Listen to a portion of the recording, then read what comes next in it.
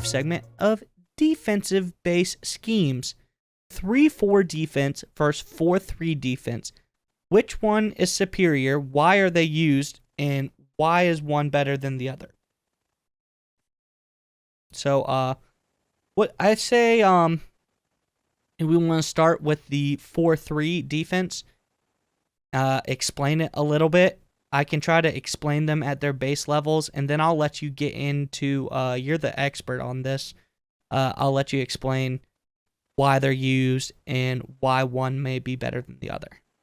Sure, absolutely. Why don't you, like you said, why don't you get us going with the schematic look, base structure, and I'll kind of hammer out the details. All right, starting up, we have our base 4-3 defense on the screen now. This is a defense that, in its essence, it is 4 down linemen, usually 2 defensive tackles in the center.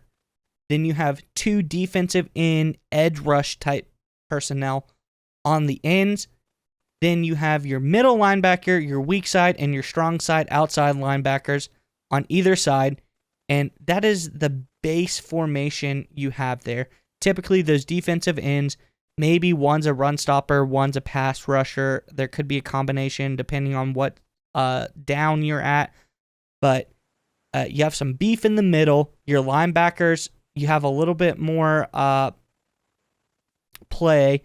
And you're going to have your corners and your safeties back there as well. Now, I also have written down teams. There's a divide. Who uses what, okay? Teams that use the 4-3 now. I believe Dallas has now adopted the 4-3. Miami Dolphins use a 4-3. The New York Giants are using a 4-3. Atlanta Falcons, the Raiders, the LA Rams, Minnesota Vikings, Chicago Bears, Carolina Panthers, Cincinnati Bengals, Jacksonville Jaguars, Tennessee Titans, Detroit Lions. One that they kind of are a hybrid more defense, New Orleans Saints. They go back and forth between either one. They are known for a 3-4 and a 4-3, depending on the year, depending on the situation. As well as Baltimore. Baltimore is a hybrid defense. They consistently during the game go in between 3-4, 4-3. I think primarily they do a 3-4, though. Tampa Bay is a 4-3 defense. New England, Seattle, and Denver are all the 4-3 defenses that I have. Yeah, and you're exactly right in the schematic layout, and to go in a little more detail of what the 4-3 is and the basic concepts behind it. And you hit on beef in the middle, right? And the whole point of that defensive lineman, 4 down defensive lineman, is that you have 4 of the 5 gaps. And when I say gaps, I mean the literal gap between offensive linemen. So you have your center and you have your 2 guards and then your 2 tackles. Okay. You see them on the screen in the blue circles. And the goal of the 4-3 defense is to put guys in gaps so they can penetrate and make plays. So one of the reasons a lot of teams in the NFL use a 4-3 these days is because their personnel dictates it. What I mean by that is they have disruptive defensive players in those key positions that can line up in those gaps and make plays. A phenomenal example is Aaron Donald with the Los Angeles Rams. He'll play that defensive tackle inside, and he can get up in that gap and blow up plays, right? So that ability to put guys in gaps by default for defensive linemen in those gaps at the snap to get up the field, get penetration, and blow up and disrupt an offense is one of the main points of the 4-3, right? It's gap control, penetration, and playmaking. You have those 3 linebackers in the back. Because you have more beef with 4 defensive linemen, these linebackers got to be a little smaller, a little faster, more athletic, especially those 2 outside guys, because they got to run, they got to get out in space, and they got to cover more. Look, you got 4 down defensive linemen, and all 4 of them will pass rush if it's a passing play at all times. The offensive lineman knows this. They see those 4. The quarterback knows this, so he knows who's going to be in coverage, who's rushing or not. There may be some blitzes going on, but he knows at minimum, he's facing 4 pass rushers. That kind of limits a little bit of the defense's flexibility. With that in mind, you need, like I said, fast linebackers who can get out in space and cover. The other side of the 4-3 that's important is while the defensive lineman can line up in gaps and control that gap better, it also gives the offensive lineman angles. So a good example is if you look at the screen, you can see the center in the middle of the screen. If he wants to block that defensive tackle directly to his left, he's got the angle to do it, right? He knows where the defender is, knows where to put his hands and his body to get the defender wherever he wants him. So from that perspective, all the offensive linemen are able to identify where their blocking assignment is and generally what gap they are responsible for. And they're able to use those angles against them to help better execute the offense. So there's that trade-off. You have the defense that is the ability to put playmakers in gaps to disrupt. But the flip side of it, the offense knows what gaps those defensive players are in, and they can use angles to that advantage to help them. So, Mize, if you've got nothing to add on 4-3, do you want to go ahead and move to the 3-4? Yes, I have one quick question for you. Maybe you can clarify something. Sure. Do you think the more heavily use of tight ends in the league nowadays has led to a broader use of the 4-3 scheme, giving you, people have tight ends, bigger tight ends, more blocking tight ends out there nowadays? Do you think that's helped at all have people progress towards a 4-3 versus 3-4? So it's actually the opposite, because remember, if you've got a defensive end who's a good pass rusher and a tight end lines up to his side, that defensive end will have to line up, one gap farther outside. So if you look at the screen and imagine there's a third blue dot on the right, that red triangle at the defensive end has to shift one more outside of him. So you've actually created more distance between the quarterback and your defensive end, which is obviously not ideal for getting pass rush, for getting pressure on that quarterback, for getting a good pass rush. Also, that tight end has the ability to chip, which means at the snap of the football, shove that defensive end, hit him a little bit to disrupt the pass rush even more. So actually that tight end is actually kind of a reason to almost not use a 4-3 in the traditional sense, because it makes it harder for that defensive end to get to the quarterback. That makes sense. The more you explain it, that makes sense. Let's move on to our 3-4. Now on the screen, you can see we have a 3-4. What a 3-4 is at the base scheme level is in the middle is probably your biggest guy, your nose tackle, a hefty run stopper, maybe not as much of a pass rusher. He's really there to, I guess, in essence, maybe try to plug up two holes if he can.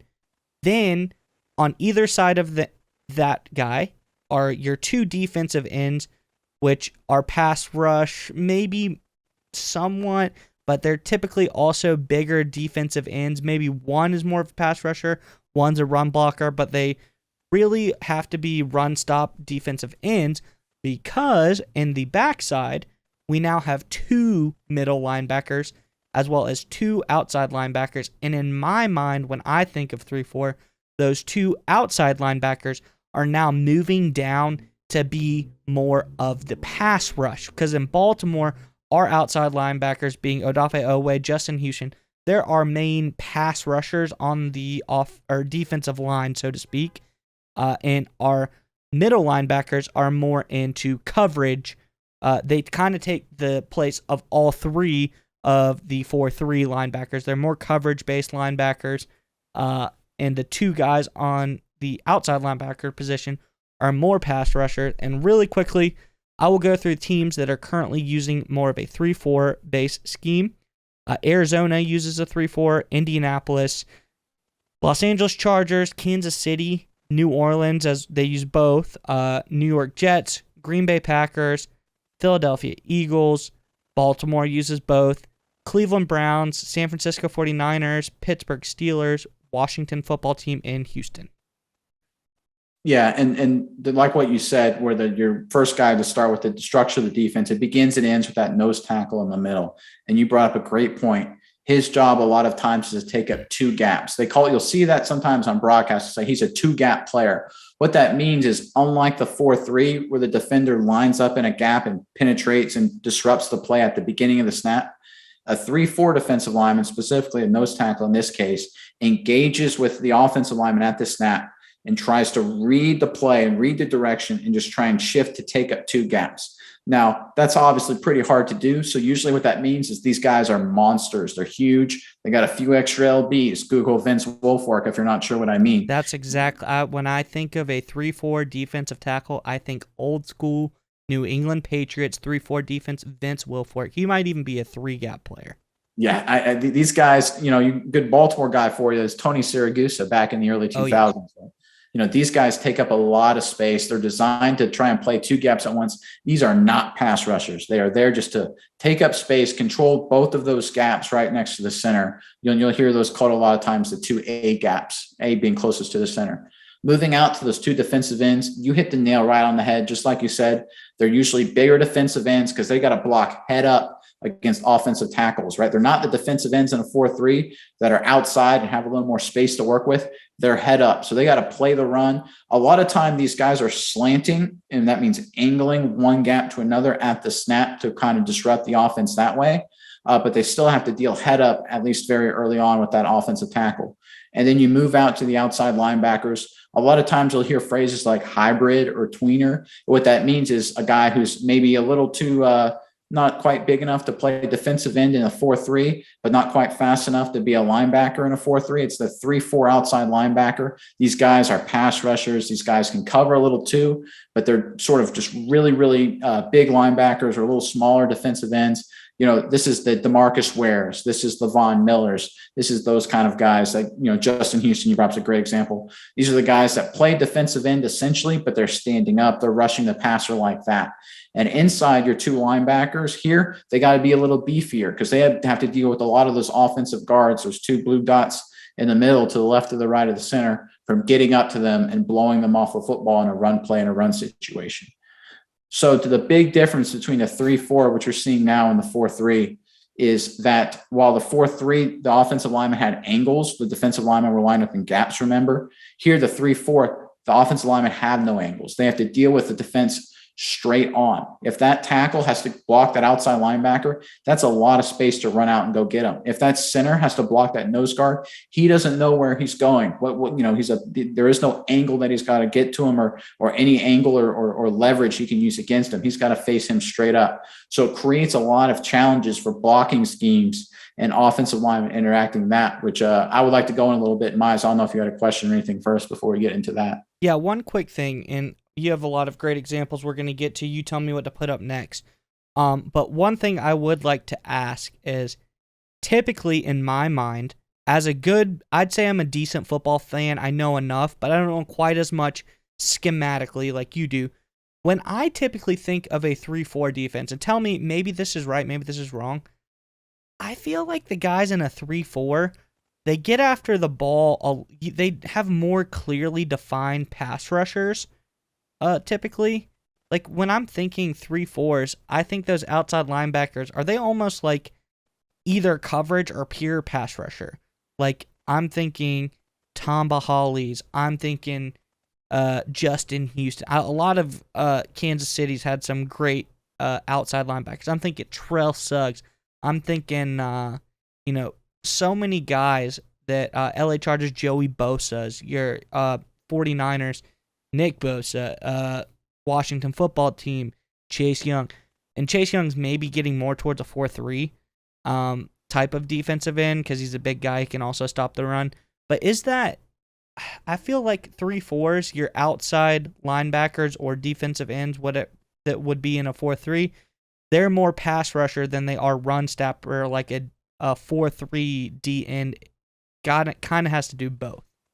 Yeah, you're exactly right. So a 4-3, there's not a huge difference in terms of, how you have to play between the four defensive linemen, in a very high level. You have your hand in the ground, you have a gap responsibility, right, where you line up. You have to, you're responsible for your gaps, and you got to make sure you don't lose that integrity. You've got priorities to stop the run and the pass. You don't have a lot of space between you and the offensive lineman in a lot of cases. So there's a lot of hand fighting. It's a much more physical game. When you get to those 3-4 outside linebackers, like you talked about, they have more room to play. They have more space between them and the offensive lineman. So that's why you see a lot of really talented athletic pass rushers kind of gravitate towards that role, because if they don't have to fight off offensive tackles in the run game and they don't have to worry so much about gap responsibility, they get to use their incredible athletic ability in space. So you talk about, when you hear on broadcasters, they talk about playing in space like a receiver or a running back. That's essentially what those outside linebackers are doing, but they're not doing it with the ball in their hands. They're doing it trying to get after the quarterback. These are just that level of athlete. They're just trying to make that offensive lineman essentially miss by getting around him and getting to the quarterback. So like you brought up a great point. A lot of times those outside linebackers, those are the most pure, pass rush specialists that you'll find in pro football. And that's good. And I think the reason for that is because in the 3-4, you have to think up a lot more exotic blitz packages and some packages that you have drawn up for our viewing pleasure.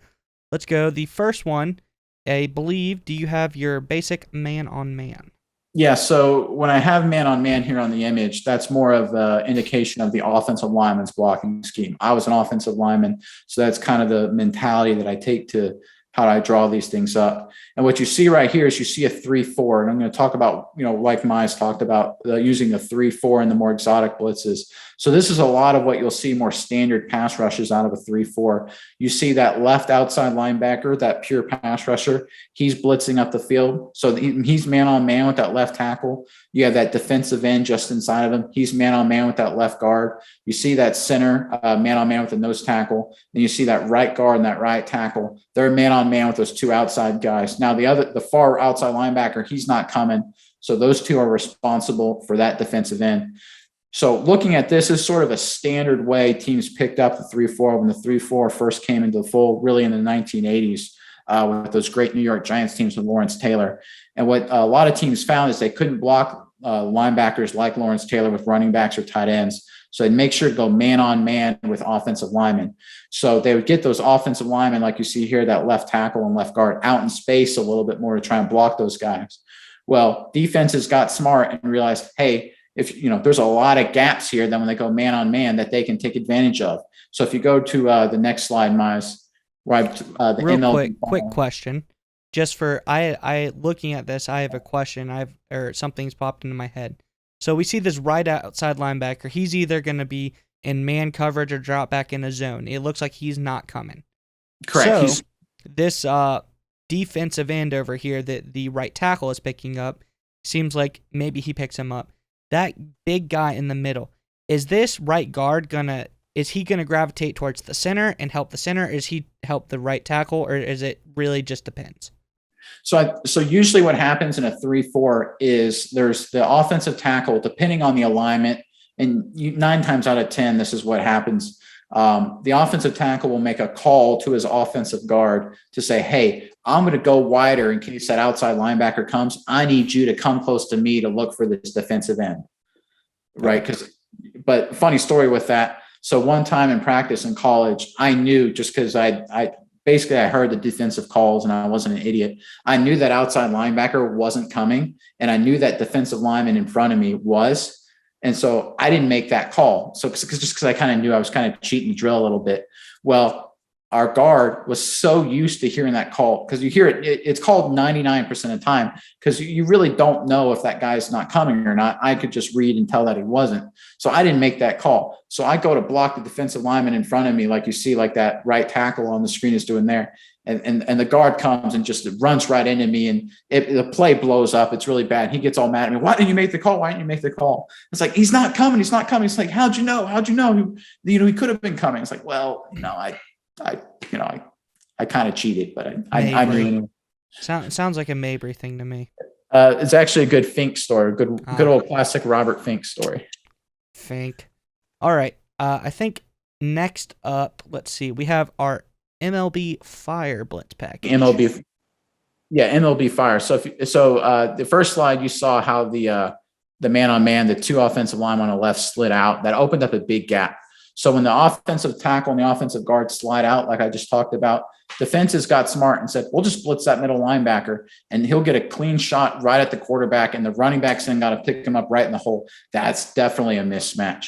And that absolutely devastates offenses, right? You talk about quarterbacks always talk about how they hate pressure right in their face. This is automatic, right at the snap, pressure right in your face. This is either a sack or a throwaway or just a kill shot on the quarterback. This is not what offenses want to deal with at all. So to counter this, offenses decided we can't leave that those two gaps, those two A gaps, like I talked about, unprotected. So what we're going to do is we're going to do what's called a slide protection. We're going to slide one way or the other. So before I go on, Mize, do you have any questions about what you're seeing here? No, this one's right. Yeah. straightforward. So go ahead and go to the slide. Slide. And Yep. And you can see now all the offensive linemen are sliding to the left, and the fullback, the F there, is going to the right to pick up the edge. And you can see now they have offensive linemen protecting both A gaps, getting that middle linebacker, and handling everything to that side. And even though that fullback is one-on-one with that defensive end on the right, that's actually not a bad situation, because that fullback can cut block him or get his hands down real quick. And remember, the quarterbacks are usually right-handed. So if that defensive end to the right is one-on-one with the fullback as he's slanting outside, as he's angling outside, the quarterback sees it, right? It's not his blind side, and it's not right in his face. So he can react either by stepping up or scrambling outside of that if he needs to. So the big point here is to be able to protect the gaps, either the quarterback's blind side and the gaps right in front of the quarterback's face, so he has time to make a throw down the field or at least clear up the picture.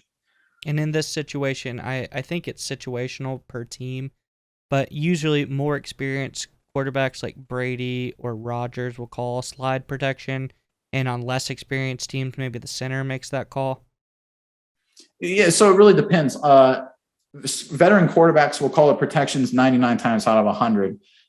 If it's a younger quarterback, he may rely on his center or another player to make that protection call. But really, a lot of the protection calls are predetermined by the play, right? So you may call, hey, we're doing whatever they call the play, the verbiage of it will be a slide protection. And then the quarterback, or usually the quarterback in that case, but it may be the center, may make a left or right slide call, at this line of scrimmage. So gotcha. Sometimes you'll hear it on the broadcast, Louis, or Ricky Ringo, left or right, to slide that protection one way or the other. Usually they won't change to a slide at the line of scrimmage like an audible, because it's just too much for offensive linemen, especially when they're that big, to have to react in their stance and change their footwork up a little bit. It's just too risky. So the slides predetermine which side it goes to, may be changed at the line, or that's really the only change. They're not going to change to a slide protection right off the bat. That's a little more difficult. Yeah, it's definitely more difficult. It does happen, but usually that's not what they like to do, right? They usually like to just flip the player, make quick, easy changes. You'll see a quarterback will maybe make a hot read call or something, and he's just changing one route, or he may change slide to protection. When you hear audibles at the line of scrimmage, it's usually very, very simple. Very rarely is it a whole new complex play, because it's just too much to process in just too short a period of time.